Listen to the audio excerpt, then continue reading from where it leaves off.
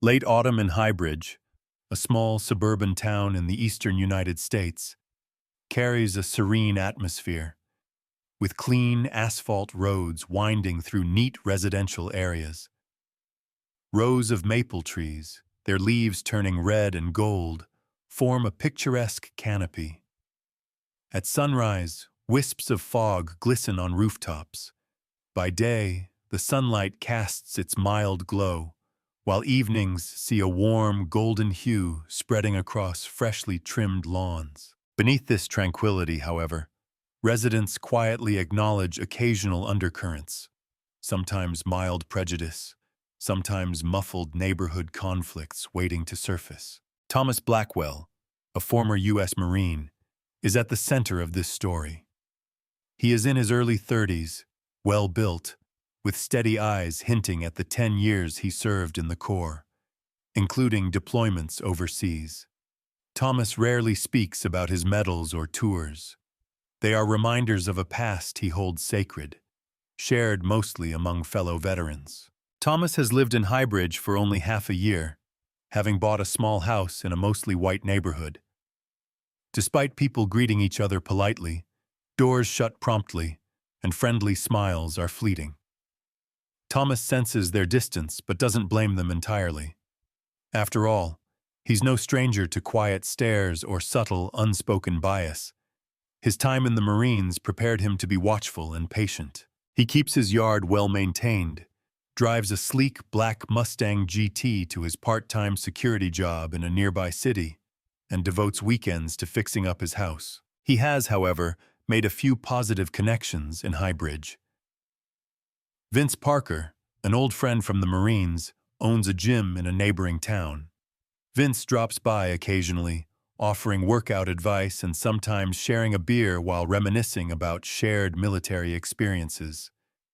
Then there's Mrs. Martha, a retired history teacher at the end of the street. She greets Thomas with a kind nod when she sees him watering his lawn, occasionally inviting him over for freshly baked apple pie. Her warmth stands out amid an otherwise aloof neighborhood, but Highbridge also houses some who are less willing to coexist quietly. Fate decreed that one afternoon, Thomas would cross paths with Clayton Harlow and Monica Harlow, a couple unafraid to flaunt their racist beliefs.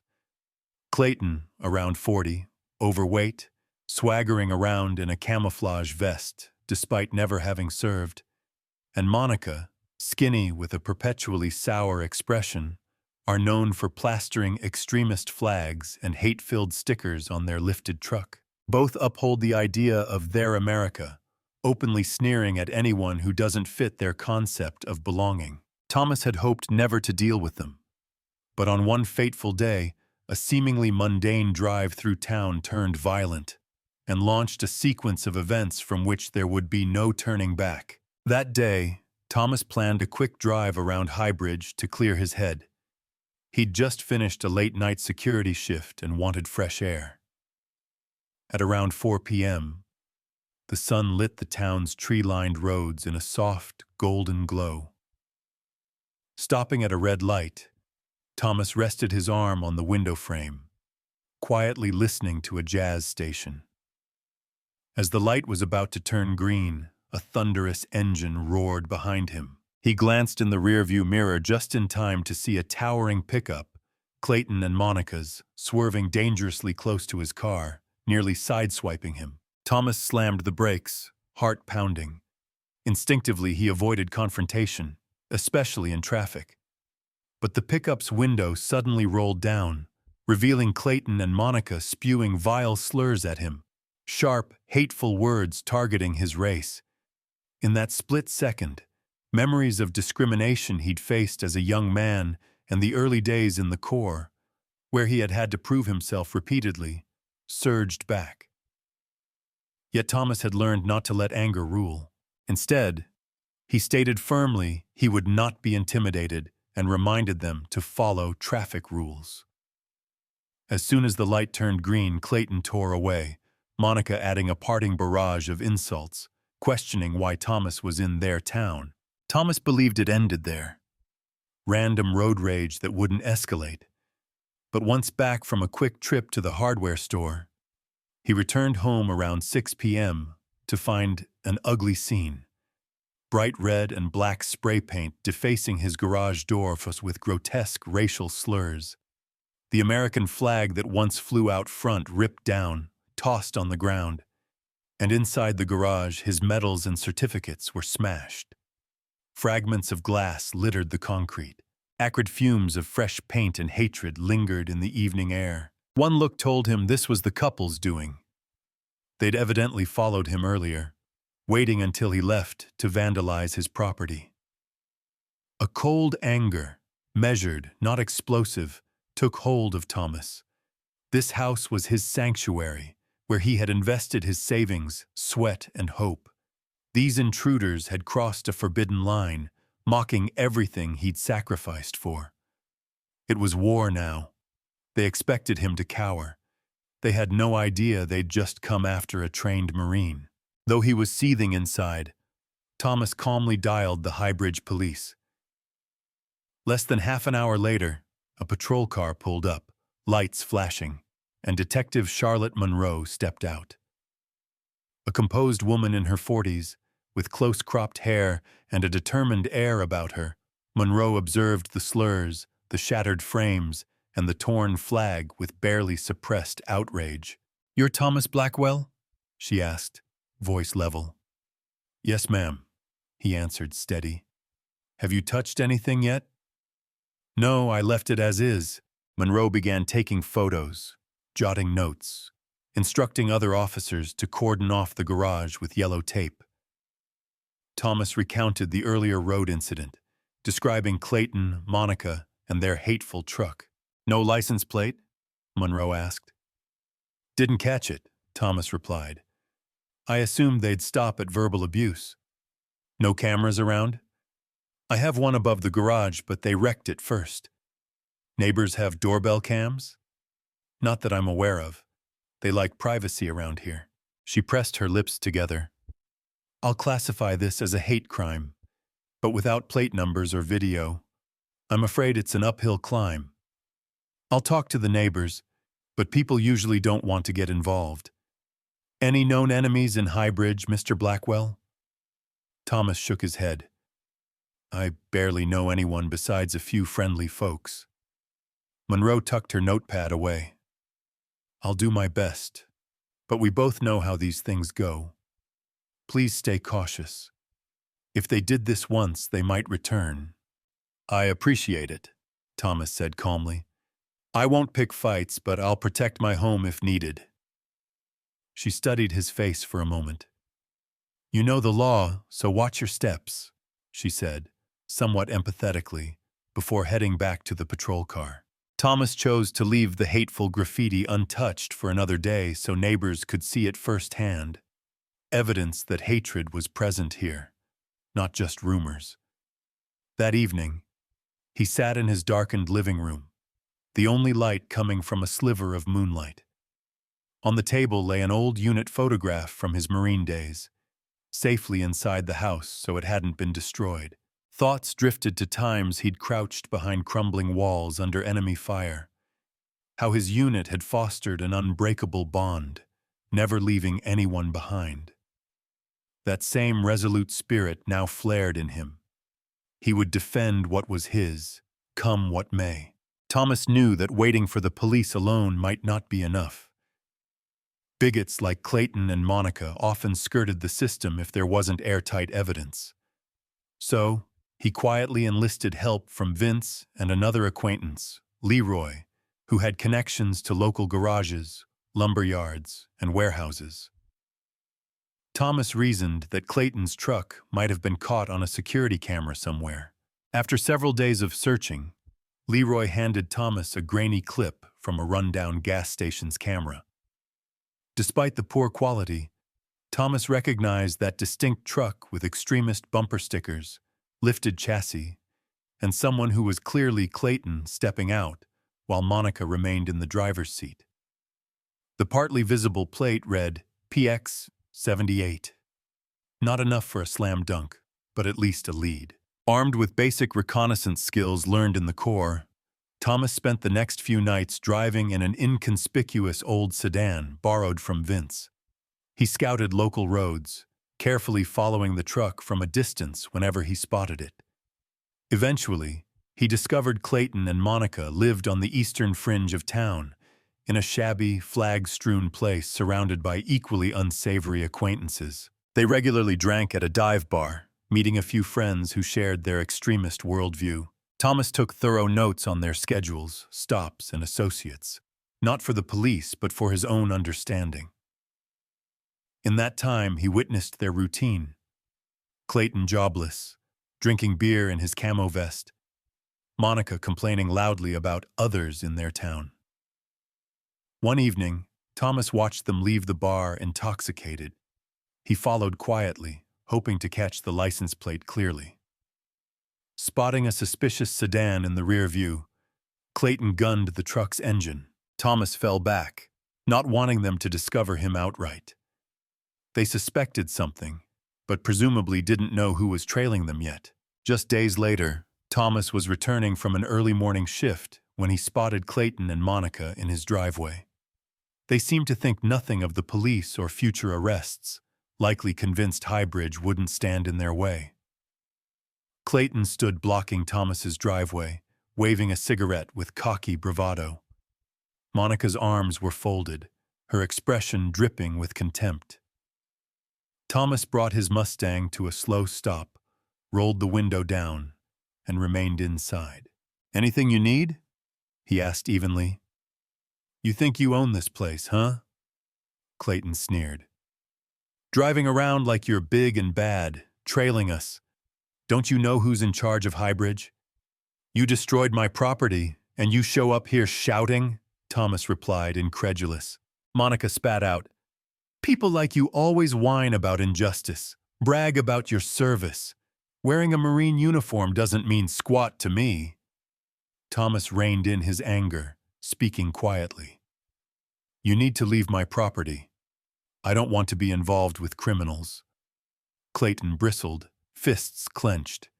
"You calling me a criminal? You want to brawl right here and now?" Thomas switched off the car, stepped out, and towered before Clayton. "This is my home. Last warning, go, or things get worse for you." Clayton swung wildly. Thomas caught his wrist, twisted the arm until Clayton buckled. Monica screamed, backing away. Thomas released him with a curt, "I warned you, get out." The couple stormed off, shouting threats about calling the police to arrest you, you're done. Moments later, their truck roared away in a cloud of dust. Thomas stood firm, heart pounding with adrenaline. He recognized their type. The more you resisted, the more recklessly they escalated. Sure enough, they escalated further. The next day, Thomas planned to meet Vince in the next town over. Around 3 p.m., after saying goodbye to Vince, he was driving along an isolated road when Clayton's truck, with Monica at the wheel, suddenly appeared from behind a row of trees. They had lain in wait. Clayton had a club in hand and shouted at Thomas to pull over, blocking the road and hurling slurs. Thomas braked hard. Clayton jumped out, slamming the club at the Mustang. Thomas shoved his door open, ramming it into Clayton and staggering him back. Clayton still managed to smash the hood with his club, leaving a dent. Thomas yelled, "Stop! You're committing a major crime. Back off or face the consequences." Monica floored the gas, attempting to run Thomas down. He rolled sideways off the road, scraping his leg as the truck barreled past. The pain scorched through him, but he struggled upright in time to see Clayton yelling, "Run him over!" Monica turned back for another pass. Thomas snatched a piece of wood from the roadside and struck the front headlight. It cracked, forcing Monica to swerve uncontrollably, bouncing over a rock. Realizing this was going south fast, the two retreated, pulling Clayton inside and speeding away in a burst of tire smoke. Thomas stood there, chest heaving, mind reeling. He had faced more terrifying situations in combat, but the realization that these people could kill him merely for his race, and do so with no apparent remorse, hit him hard. He called for medical help, and Vince arrived to ferry him to a private clinic, where a veteran medic named Porter treated him. "You're lucky, no broken bones, just deep bruising," Porter said. "Tell the police." Thomas dialed Detective Monroe at once, reporting this vehicular assault. Now, with stronger evidence, Monroe vowed to seek an immediate arrest warrant. Highbridge PD issued a be-on-the-lookout alert, charging Clayton and Monica with attempted murder. Most believed Clayton and Monica would be arrested quickly, but they fled instead, finding refuge at the remote cabin of Roy Clark, Clayton's former boss at a salvage yard. Roy shared their extremist beliefs and owned property near Redwood Creek, an area notorious for poor phone reception. With limited police resources, it wasn't straightforward for Highbridge PD to flush them out. Unwilling to let them slip away, Thomas drew on his recon skills again. Despite lingering leg pain, he drove the back roads, searching for Roy's hideout in Redwood's dense forest. By dusk, pale purple and orange clouds tinted the sky above. No streetlights, tall weeds, a battered sign. Thomas cut his headlights and approached a run-down wooden cabin, spotting a faint campfire's glow and the truck, partially covered by a camo tarp under an oak tree. Night fell swiftly, bringing a chill breeze rustling the leaves. From behind a tree, Thomas spied through a window, Clayton and Monica hurriedly packing. Roy Clark, tattoos crisscrossing his arms, paced with a rifle slung over his shoulder. They planned to flee again. Thomas could either wait for the police or move.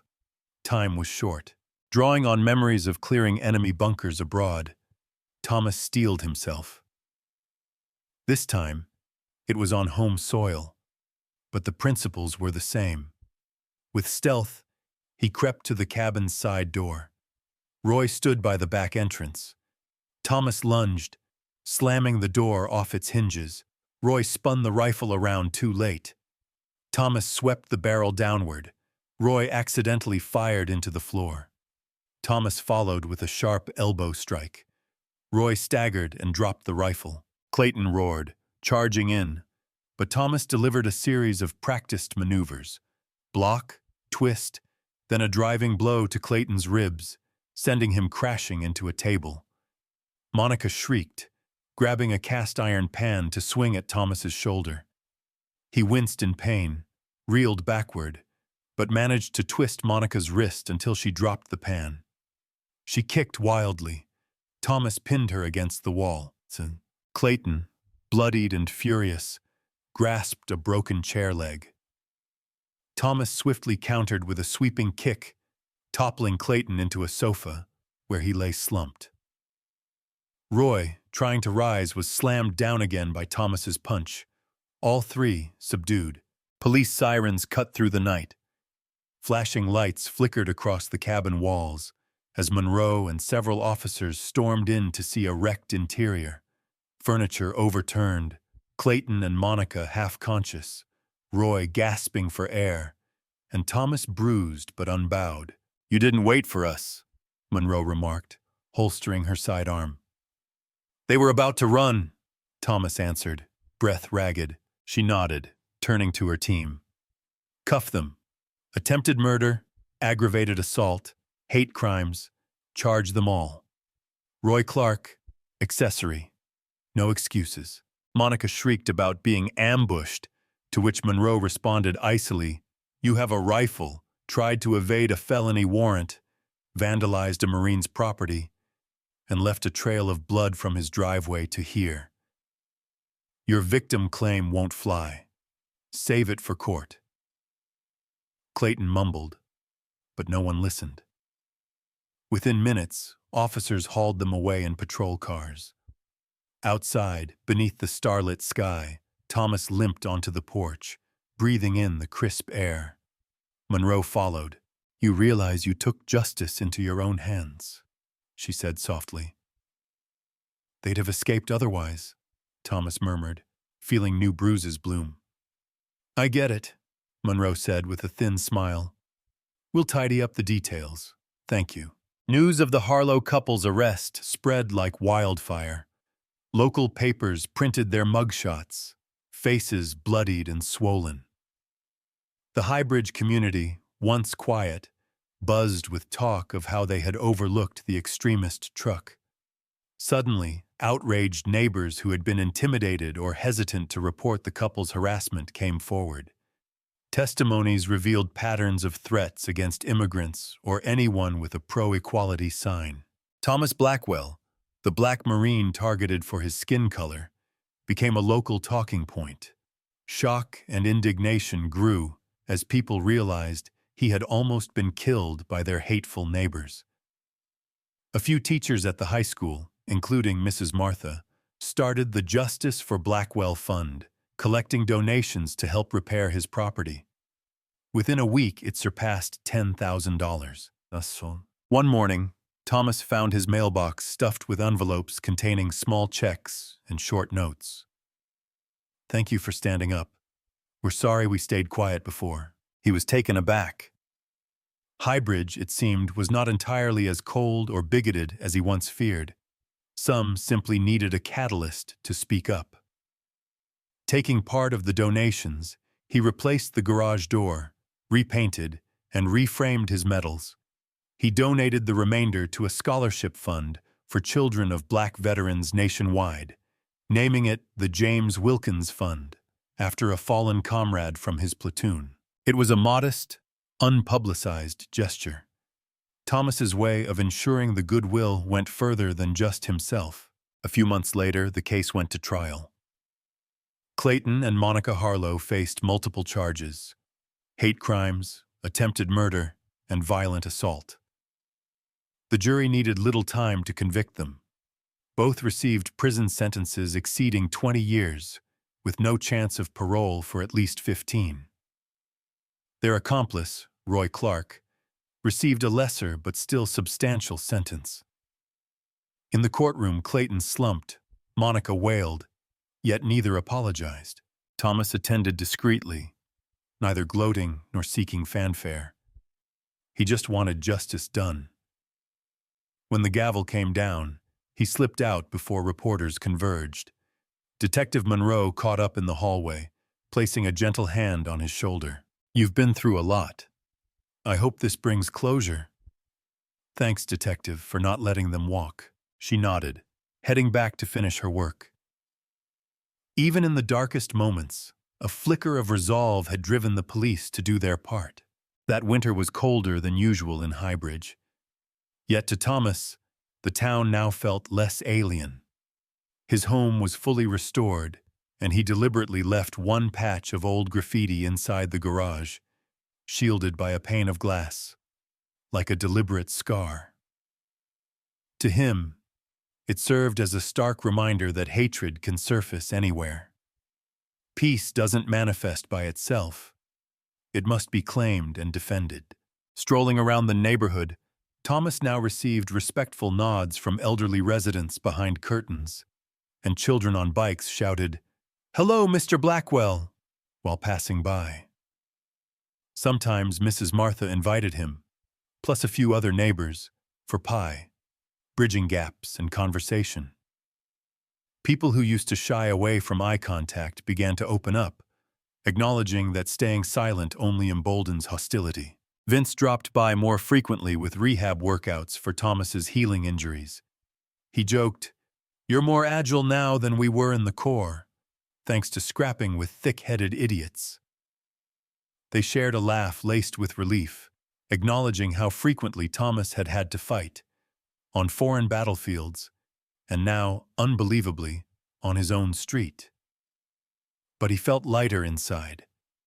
Perhaps Highbridge wasn't doomed. Every place has both good and bad.